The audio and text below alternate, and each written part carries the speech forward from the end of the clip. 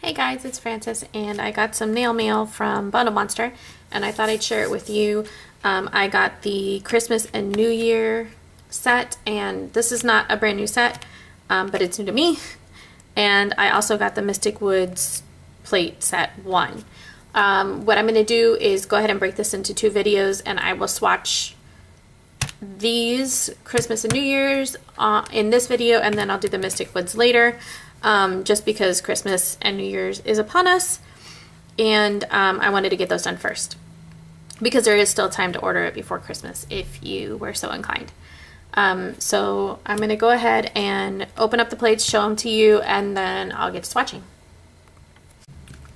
Here's a look at the plates. I'm going to give you an individual look. I'll hold it there a couple seconds, and then you can feel free to pause if you wanted to see a kind of a more prolonged look at each of the plates. I left the blue film on because I figured it'd be easier to see, and then my viewfinder does seem easier to see than getting the glare off of my lights. So they're square plates, so they are about the same size as probably a Born Pretty square plate. It's the same size as all their other square plates. It's a set of 10, and like I said, it's the Christmas and New Year's Eve one, and this is BMS 211, and it is obviously a New Year's plate, but you could also use it for 4th of July if you wanted to, or any kind of celebration where you would have firecrackers. And here is a second New Year's Eve plate, and this is one of those buffet plates, and you can kind of pull. There's so many different things on this plate that you can pull, so that'd be kind of fun. You can make tons of different manis with this. And here's BMS 213, and this is large snowflake prints. Oh, let's look at this one. Here's S214, and there's a bunch of different fun things on here that you could pull. There's a string of lights here, there's a candle there. So you could use that for Hanukkah if you wanted to. There's holly. There's some little gingerbread men. Some presents. Here's BMS 215, which is a sweater plate.